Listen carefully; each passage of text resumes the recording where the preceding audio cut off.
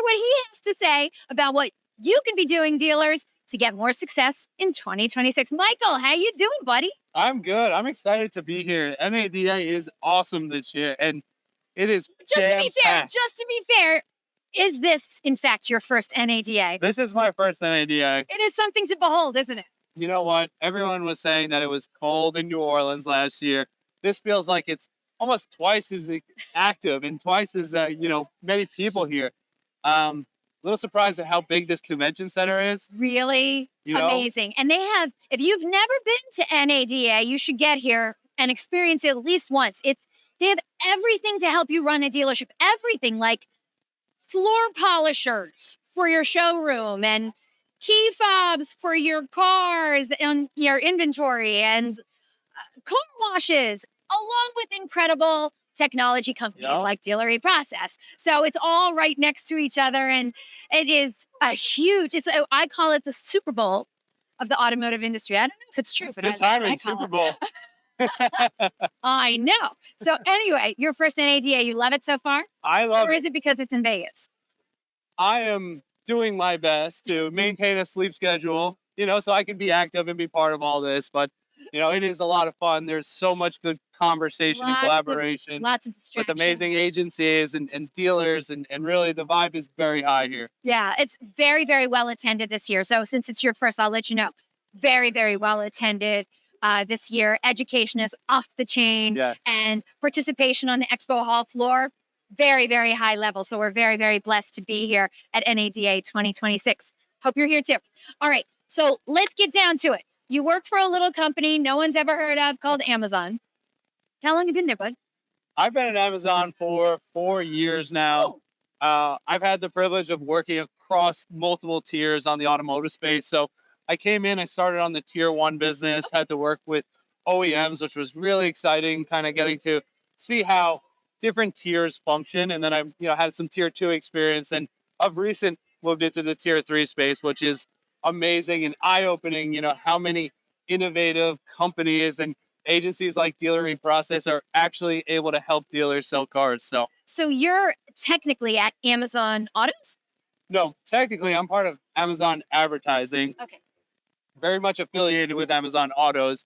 I specialize in the automotive vertical within Amazon Advertising. Okay. So what do you do to help dealers sell more cars? Yeah. So over the course of my 4 years with Amazon, I've come to really understand the power of Amazon's DSP, which is their technology platform backed by billions of data signals and streaming signals and browsing from shopping, and how powerful that technology platform can be for advertisers trying to reach in-market customers. In your opinion, and I know it might be biased, but I probably have the same opinion as you. Is there better data out there than Amazon data? I feel like Amazon knows everything about us. Amazon's data is very high quality. I think that's what our advertisers appreciate the most. I mean, it's very broad. We know, but it is very high quality, and that there's logged in users. It's all done in a very privacy safe way. Obviously, Amazon is customer centric and customer first, and ensuring the privacy there. But from an advertiser and marketing standpoint, some of the signals that Amazon is able to utilize to create, things like audiences and in-market shoppers that dealers are trying to get in front of. One of the amazing things that we see is that Prime Video is actually the number one place where shoppers like receiving ads. Why do you think that is? And I do think that's a lot because the relevancy, right? Because the data is very high quality. The signals that we are getting from shoppers are very high quality. The relevancy of the advertisements that are running on Prime Video and some of our streaming platforms is very much to what that shopper consumer is liking to see. So the data is very deep, it's very rich, but what I also like about it is it's not old. Like Amazon knows where people live. They know what cars they currently have to a certain extent, but it's not old data. And it's also not data that it's not made up. Like they didn't pluck it out of the air and say, we think that this person is interested in this because of other things.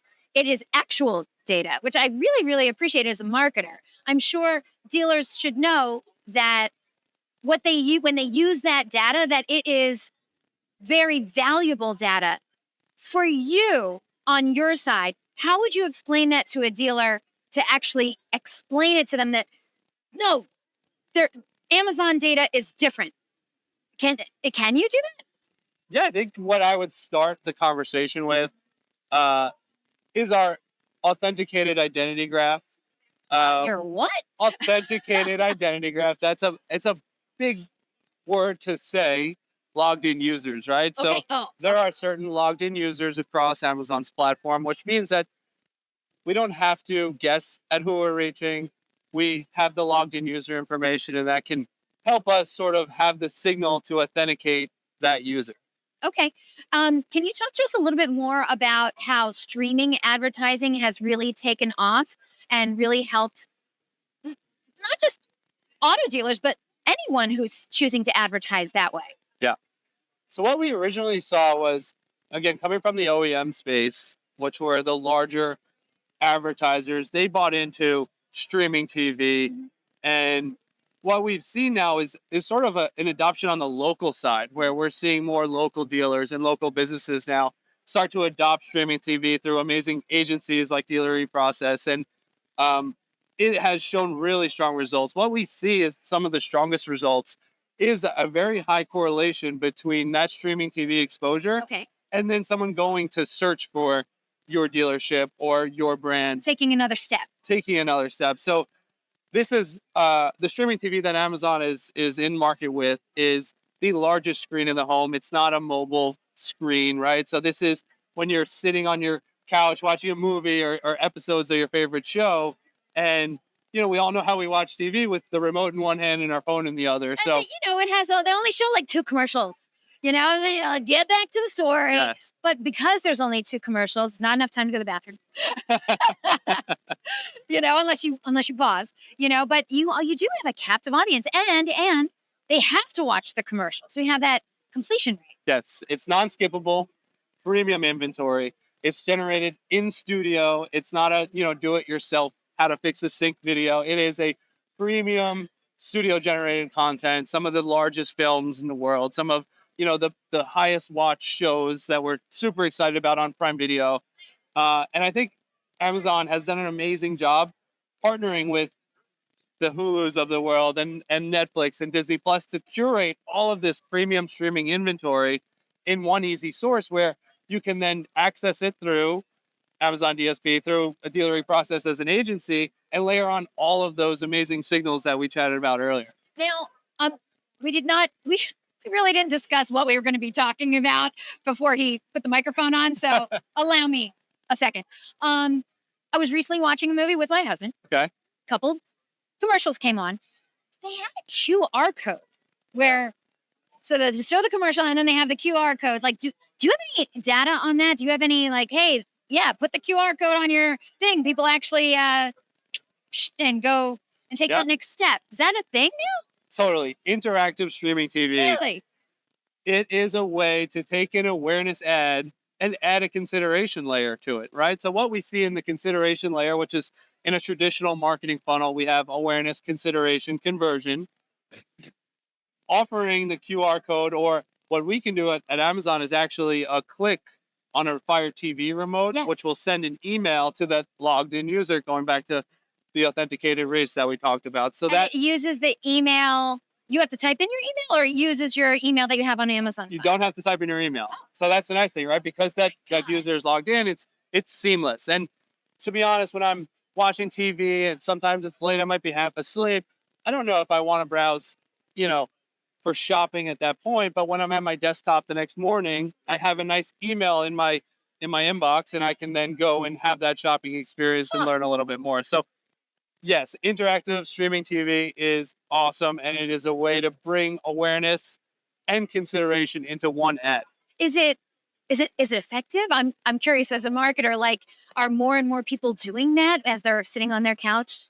Well, I will say, some of the data points that we do have is that the button click for Fire TV is actually more utilized than a QR code scan, which we can sort of understand. I mean, sometimes when you're watching TV. It could be quite a few feet from your TV, depending on the size of the living room and all that, where, a button click, I don't have to try to zoom in, and it's right there, and sort of have that button click experience. And it's seamless, and, it's effective, right? That is so, I'm glad I asked. Okay. Cause I wanted to know.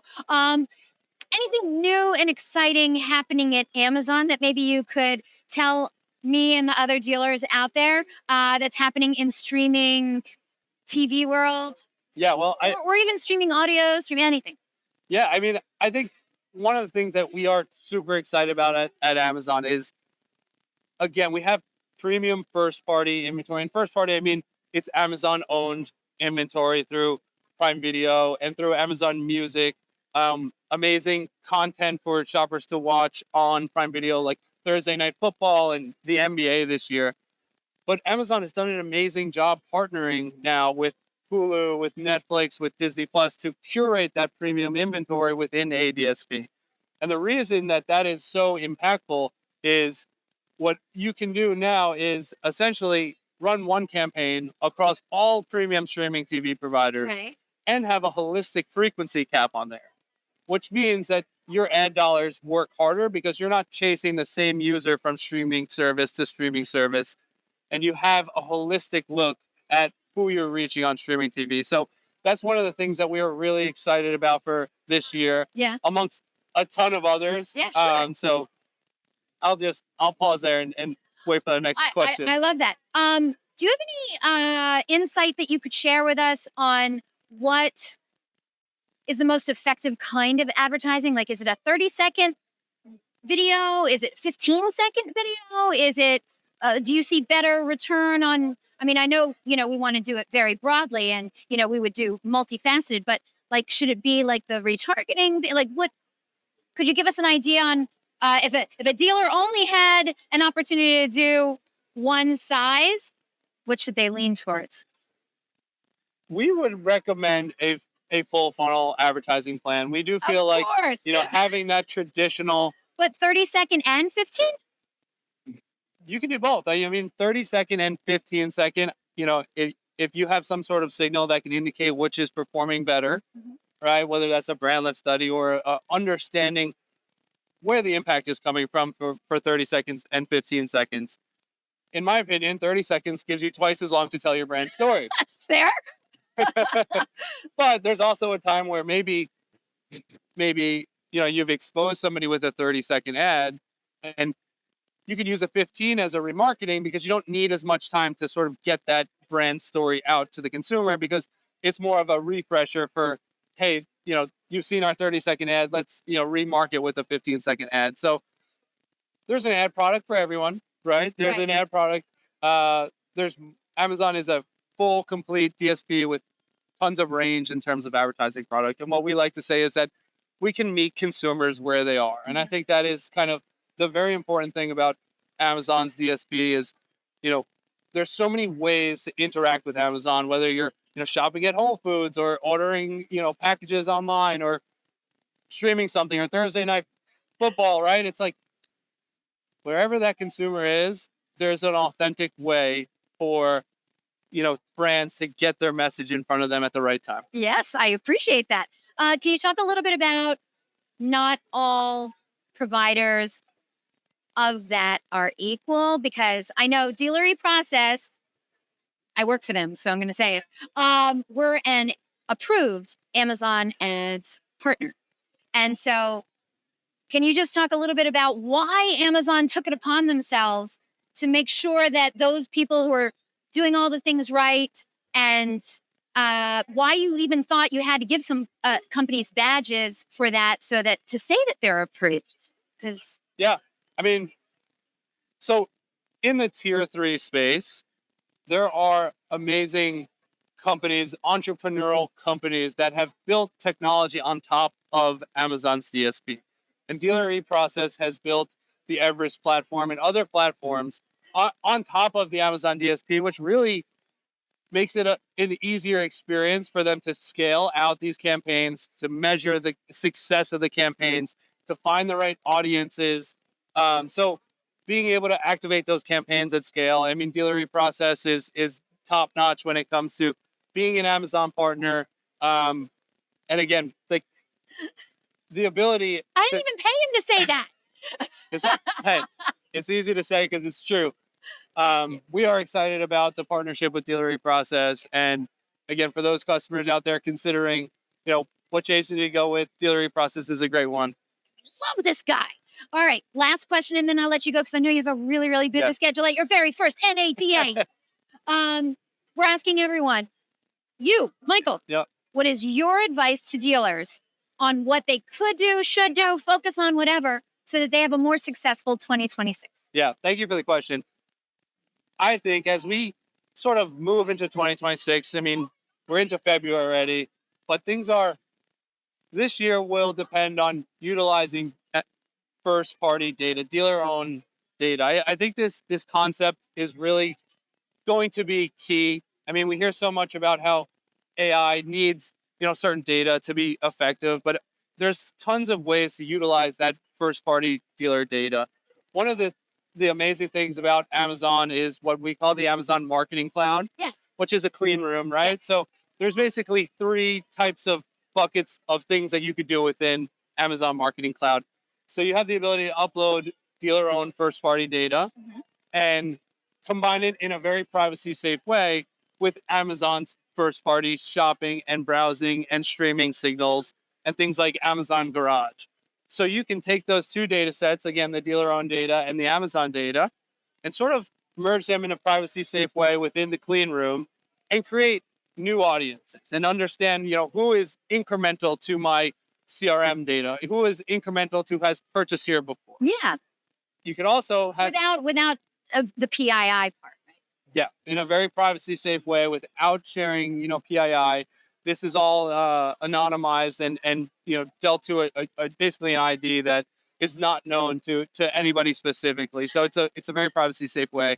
And then the ability to take that data, learn from it, create audience off it, do measurement, things like matching back to sales is something that we get asked all the time. How do I match back to sales? Well, of course, dealers are putting out all this money. They want to see how it's. Otherwise, just take out a billboard. I mean, just do a radio. Put the gorilla back on the roof. Exactly. If you can't measure it, how can you make it better? Yeah. So I get it because dealers want to see that. And I know we work together, our 2 companies, to get that incredible matchback reporting for them, which as a marketer, hey, I am all for it, dealers. I get you. Yeah. So that's what they got to do. I think it's something that they should consider looking into and talking, having conversations and moving there. And, we hear all the time that maybe the data is not exactly clean, but getting it into a place where, you can utilize it within the platform, I think is going to be a key for dealer success. Wise words, Michael Sausto. Michael Sausto, look him up. He is on the Amazon team. And by the way, he recently did a really fabulous webinar with me, which you can find at dealereprocess.com/webinars. Guess what we got going on next, Michael? Another webinar? No. But if you want to do another webinar with anytime. me. Anytime. Nice. I like it. Actually, no. Next up, because we're broadcasting dusk till dawn, baby. We're broadcasting every half hour. And next up from the Dealer eProcess Media Center here at NADA 2026, we got the one and only Tyson Jomny from JD Power. He is in charge of all their data. We're going to find out what he knows. Next up on the Dealer eProcess Media Center. Listen, if you're close by, stop by. It's 3901W. We'd love to see you here at the booth. Until then, though, Michael, it's time for us to wave. You ready? Yeah, ready. All right, take care. We'll see you soon, everyone.